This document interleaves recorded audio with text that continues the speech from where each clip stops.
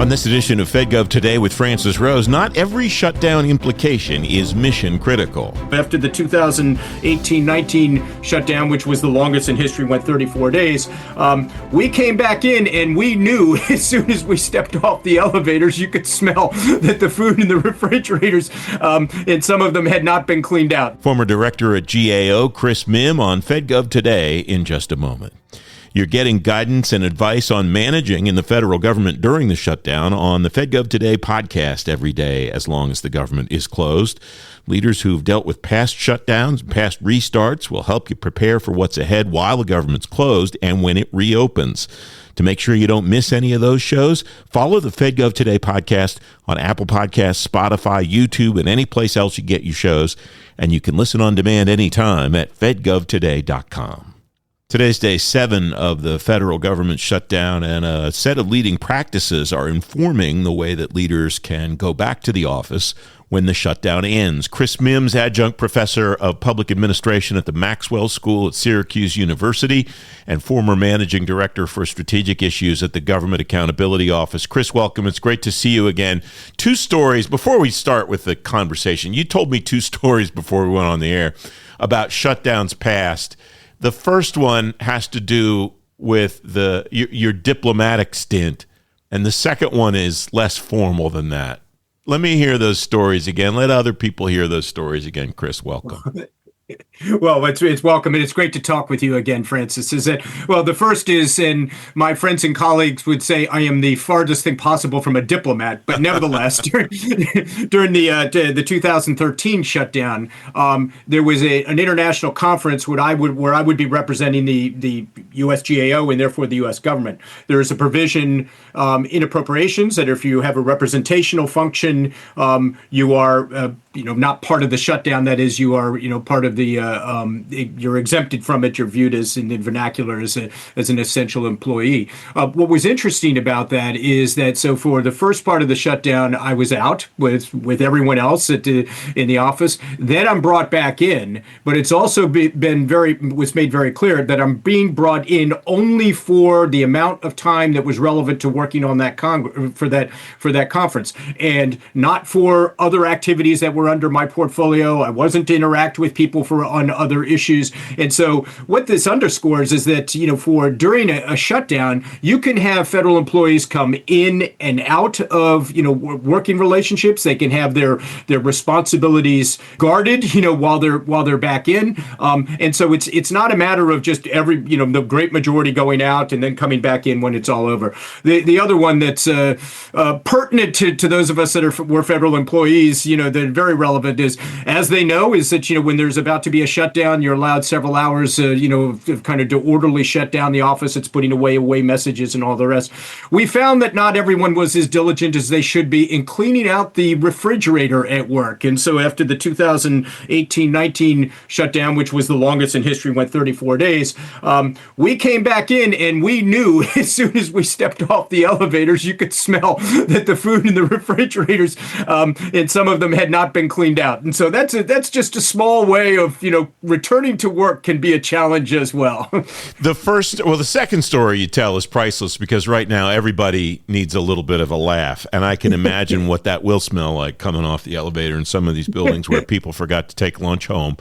And some of the stuff already probably looked like biology experiments anyway. But absolutely. But the first story, I think, is pertinent because there's a misperception, especially in some of the media that I've seen that doesn't really focus on the federal government all the time, that, first of all, everybody's not working in the federal government. And secondly, that everybody stopped working in the federal government on October 1st and won't go back until the Congress makes some kind of deal and the president signs some type of appropriation vehicle. And that has not been the experience that I've seen in any of the shutdowns that I've been close to government for, Chris. No, absolutely, Francis. And that, we GAO did a couple of reports on previous shutdowns. One that looked at the one in October of 2013, that shut down the government for 16 days, and then the second one that looked at the 1 month shutdown, as I referenced earlier, between December 2018 and into 2019.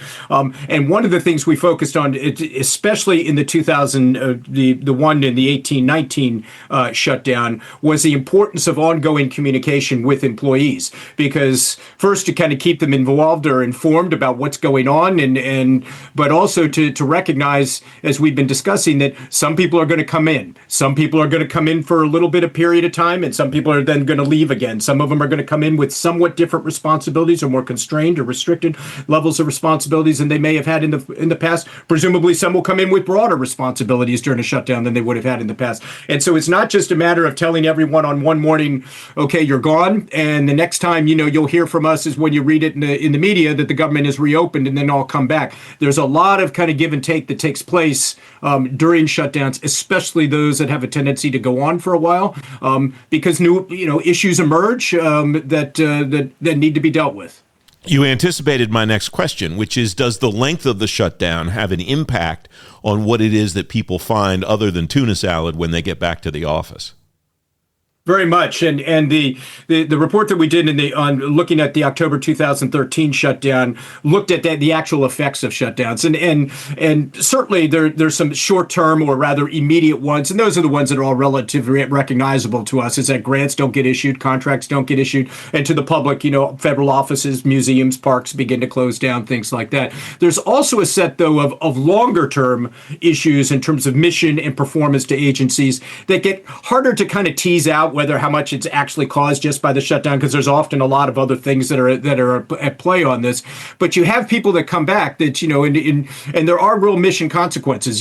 First, they've especially today, federal employees are under enormous stress because of because of great workload. There's all this workload that's been backing up. As a result, that all needs to be dealt with, while new demands will be continuing to be placed on them. The bottom line on a lot of this is, unfortunately, we have a pretty good sense of good practices for managing a shutdown and reopening government. And the reason I say unfortunately is because there's been quite a bit of experience on this, both at an agency level, a corporate level, as well as an individual level, on how to manage these things. Yeah, as the only way to get leading practices on is to have to deal with it, and sadly, and so that means you've had shutdowns. What are some of those leading practices, and how does one go about determining how to implement those in the situation and the office in which one resides? I think they fall into two very broad buckets, and they're interrelated, but just to separate them out for a moment. One is on the mission aspect of that, and I touched on that already, is that, there's already backlogs that many agencies are facing, work demands, because certainly, changing circumstances that, will lead to spikes in demands on agencies.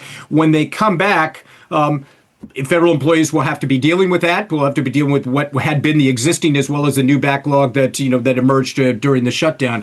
What we found on that is that it's very important for agencies to have in place a set of clearly defined and documented and consistently communicated set of criteria for how that backlog will be addressed. It's not always going to make sense that, kind of the oldest case, the oldest grant request or the oldest contract request is the first one that gets done.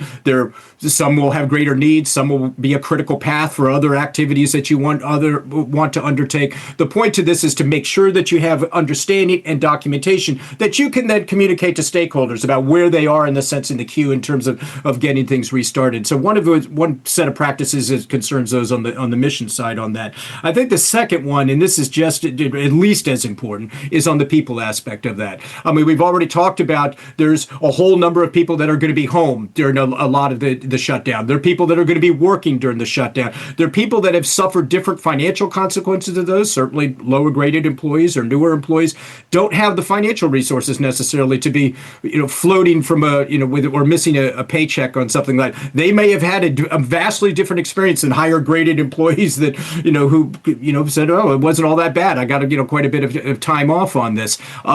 how you deal with them and how you talk with them as managers. And this is on top of the stress that people are already feeling. Obviously, we're on a very uncertain federal environment these days. How you talk with them, and more importantly, how you listen to them. It's, what we would always tell managers is that, people are, especially federal employees, is that, they're smart and they're engaged on that. Just hear them out. Listen to their concerns, tell them what you know, and tell them what you don't know. And if you do that, you can maintain those lines of communication and openness on that. Just to, one other kind of aspect on that is the Federal Employee Viewpoint Survey, which was taken every year. It's been, kind of postponed for this year. When you look at the factors, the questions that were most directly related to employee engagement, there were 6 or 7 or so of those. Overwhelmingly, what they dealt with is that effective communication between employees and first-line supervisors, and two-way communication on that. And if we keep those bounds, that communication open and consistent, we're going to be in pretty good shape, even during very, very difficult and uncertain times. One of the things that struck me about the 2019 shutdown was everybody saw that coming. It didn't sneak up on anybody. And yet, after it was over, I had any number of people, both managers who kind of gave themselves away, unfortunately, and rank and file employees say, I didn't have any way to keep in touch with my people during the shutdown. Like, that seems to me that's a no-brainer. And here we are again.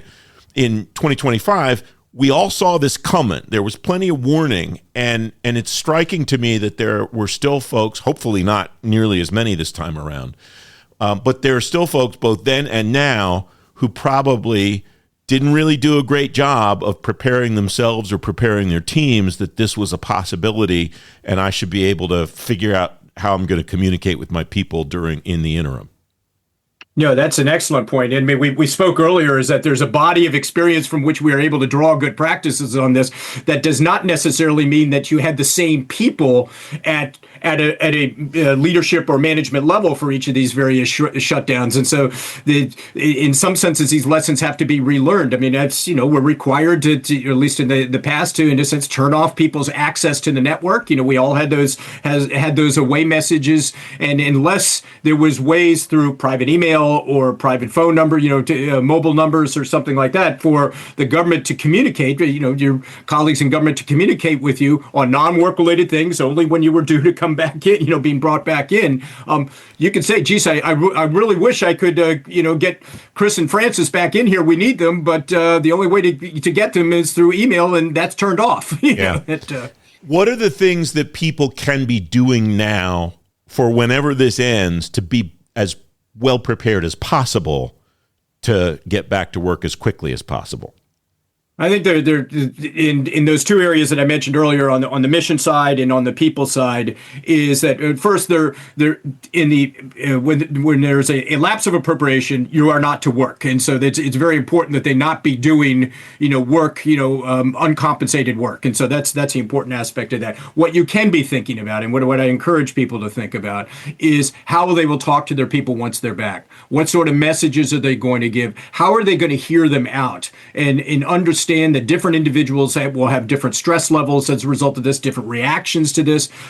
People that have been working versus those that have not necessarily been working, and the financial aspects that we discussed earlier on that. Everyone is going to have their own individual stories on how they reacted to this. They're going to need to be heard out on that, and so understanding and appreciating that. And then on the mission side, beginning to think through how they will sort through the workload, how they're going to be managing that from an organizational standpoint. I think both of those are very important. But again, I want to underscore, when there's a lapse of appropriations, they're not to be working. This is, and to that point, this is obviously a scenario that would never happen in real life. But I'm your boss, and I have your contact information, and I've got, maybe there's 10 people on our team. What's appropriate and what's legal for me to contact you about during this time? What constitutes work? Like, is it work if I just refer to work in some kind of contact with you, or is that completely verboten until such time as I can say, Chris, everything's closed, and Monday we would like you to be back in the office at 9:00? Yeah, and I need to stress I'm not an appropriations lawyer and wasn't one at GAO, and so that with that as the caveat. The second thing is being from GAO, we were probably very cautious and very conservative in this regard. The closest that we would either come to that I would come to talking with someone is just checking in with them. It's just saying, hey, how you doing? Are things going okay? What are you hearing? What do you think? And all that, but making it very clear that any information that I would share would not be official information. Wouldn't want to talk about, hey, since I have you on the phone, let's talk about where you are on that particular project. Right. There would be none of that would take place. Chris, it's great to have you on the program. I love getting your insight on this stuff. Thank you for joining me today. Francis, it's my great pleasure, and good luck to you. You can read more about the shutdown on today's show page at fedgovtoday.com. With the shutdown in progress now, more former government leaders will join me on the next FedGov Today TV. They'll tell you about what to expect in the coming weeks as you manage and lead through the shutdown and eventually prepare to restart. You can watch the debut of this week's show on ABC7 in Washington and on the FedGov Today YouTube channel at 10:30 Sunday morning. If you missed the debut, you can watch anytime at fedgovtoday.com and on YouTube. The FedGov Today podcast is back tomorrow to help you navigate the shutdown with special shows every day until the shutdown ends. To make sure you don't miss them, follow the show on Apple Podcasts, Spotify, YouTube, or wherever you get your shows. And you can listen on demand at fedgovtoday.com. I'm Francis Rose. Thanks for listening.